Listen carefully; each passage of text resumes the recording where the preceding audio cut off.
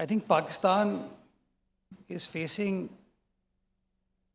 too many problems. And I think if there is one common denominator amongst all of those problems is the ballooning population. Karachi being arguably the only cosmopolitan city of Pakistan faces the brunt of the ballooning population. I'd like to give you a number just to exemplify this point.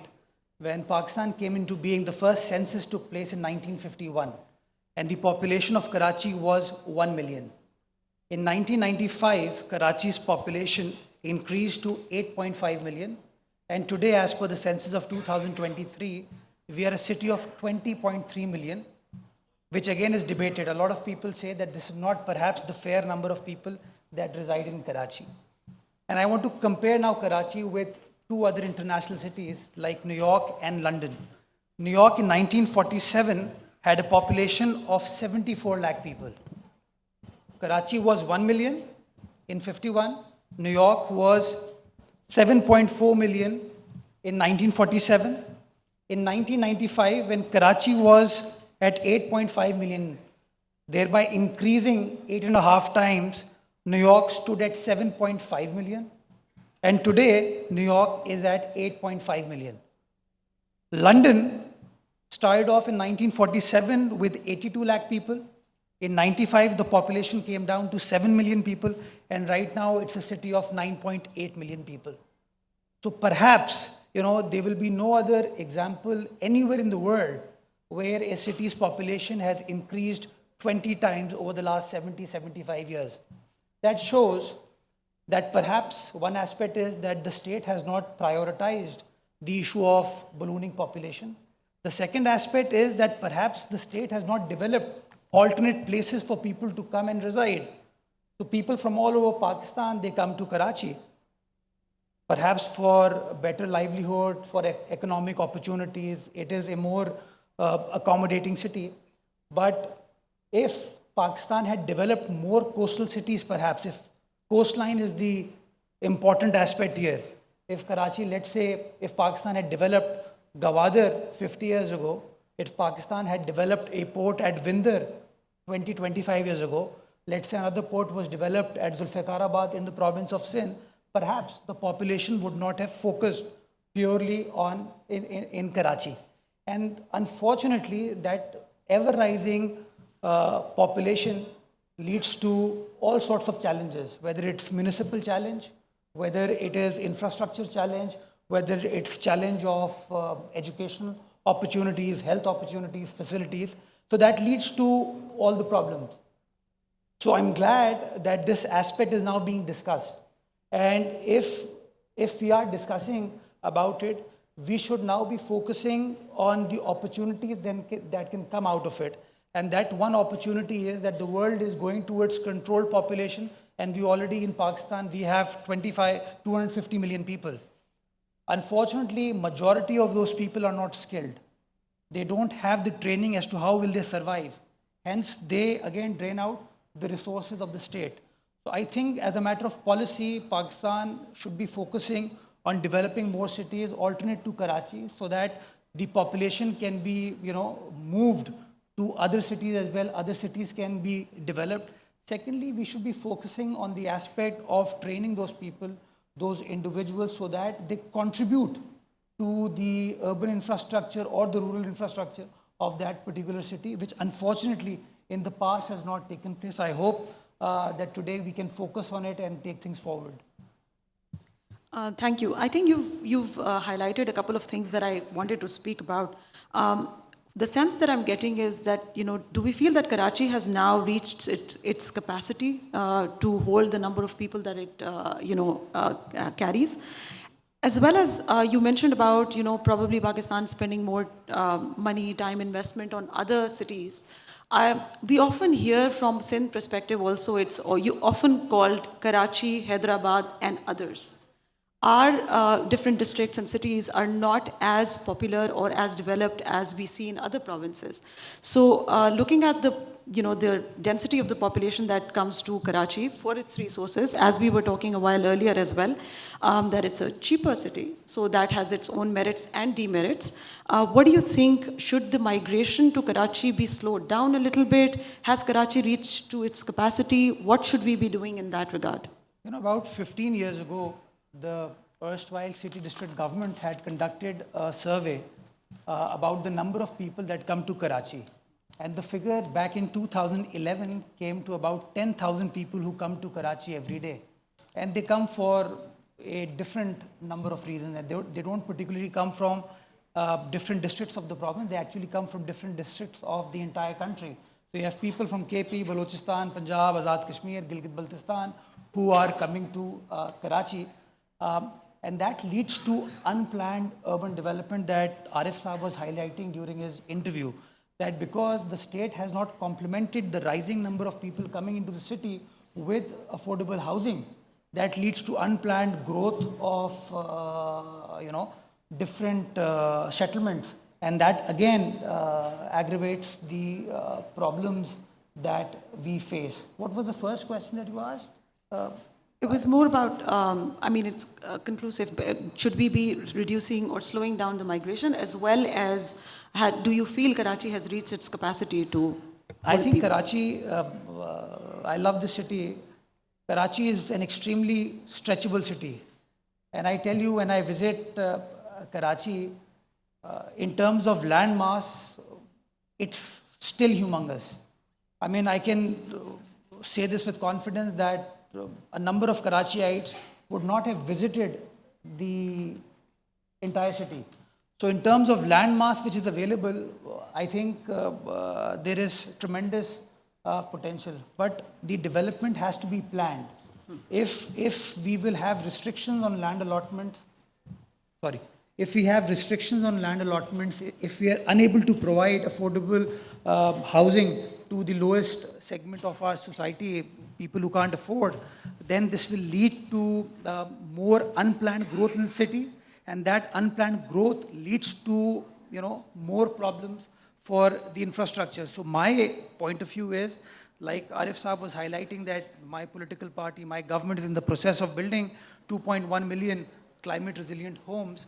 We should as state be focusing on giving free of cost land to our people, incentivizing them to develop proper settlements so that their lives can be improved. I see Madam sitting here, she works a lot with nationless people. They are not counted for, they are nationless, they don't have any identity, but they live in my city, they live in our city. They utilize our resources. So we need to come up with solutions for such people so that then we can work out a strategy which will have long-lasting... regard, what do you think, or what is your opinion about as we plan for Karachi? Because we know that, more than 30% of the people in Karachi live in Kachi Abadis. We have roughly around 68% of the residents who are from low income, and all of these unregulated housings and informal settlements that you've spoken about. What do you think about vertical development? I think vertical development also...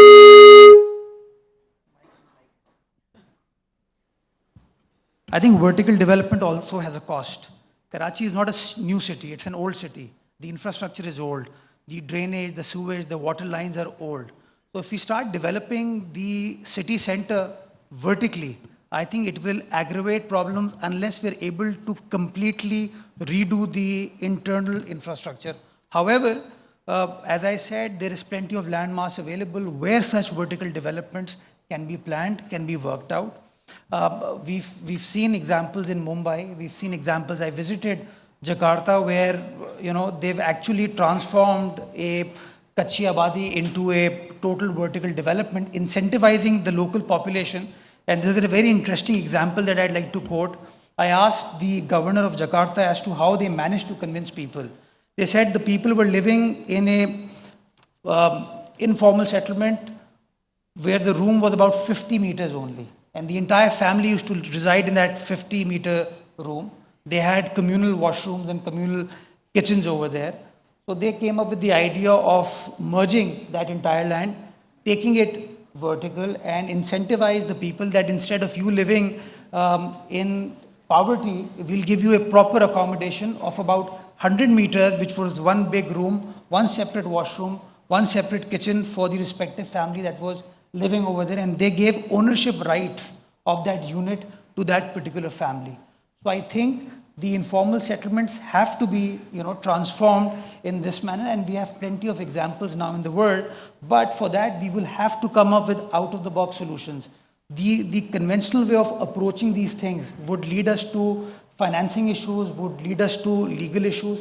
There has to be a policy where we decide that vertical is the way forward for those informal settlements, and we carve out a strategy. And then we should not dispute that by going to one investigating agency or to another court or to a tribunal. We should let the state develop that. With regards to the overall city, I think vertical developments in newer parts of the city where the infrastructure will be laid afresh, I think vertical is the way forward, and we have Dubai, Singapore, Kuala Lumpur as great examples of such development. Absolutely, and I'm glad to hear that, at your level or at the decision-making level, there is a discussion about the vertical, development. Because I think, as you mentioned, in the informal settlements, that's where we can, think differently and out of the box and do what other countries are doing. But we need to come out of discussion level. We need to get into action mode, which unfortunately is lacking in our country.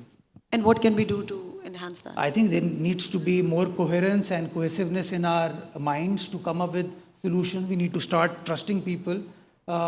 We might have issues. We might not like the other person's opinion, but not liking the opinion leads to inaction, and inaction is never good for the society. Absolutely. So that also takes me to another question I had. We have a Karachi Strategic Development Plan 2047. And some of these discussions that we are having are going to be a part of that, and obviously, rollout will come from there. But we also see, being a Karachiite and living in Karachi, I also see that, there are multiple development governance structures that we have. We have KMC, we have Sindh government, we have DHA, we have cantonment. How do you see bringing all of these independent mindsets on the same page to, think constructively? Just to give you the number, 38 entities operate in Karachi. Wow. And 26 entities are provincial, 12 entities are federal. And that leads to more challenges. I keep advocating that every single institution should work within its domain, but there has to be some sort of a pyramid structure where whoever is leading the city, whether it is a bureaucrat or a political leader, by way of the office of the mayor, there has to be a structure where they respond to the leader of the city, because at the end of the day, it is the leader who is accountable, it is the leader who is answerable. So that is where we are lacking. So the master plan that we're working on right now, we're trying to engage with all entities. Provincial entities are easier for us to manage because they are locally present over there, and the provincial government has some sort of say and relevance in their matters. We face issues with regards to federal authorities and federal entities. So we're trying to engage with them. We don't want to fight. We don't want to create friction. We want to come up with meaningful solutions which enable every single entity to work within its domain. But overall, there has to be a master plan for the entire city, not just a portion of the city. How likely do you think it is? It's difficult, but not impossible. Okay. I'll just get to the last question, and then I know you have another appointment as well. We know that Karachi is losing its green cover. And from your perspective, what is a good population-responsive climate strategy, or few components that we should be considering? When I was studying, it was taught that 20% of the country has to be green for a balanced economy. We don't, as a nation, we don't thrive on data, but it's a guesstimate that perhaps in Karachi, we have only 5 to 6%, which is the green cover. The reason is that we've started cutting the old indigenous trees. We've not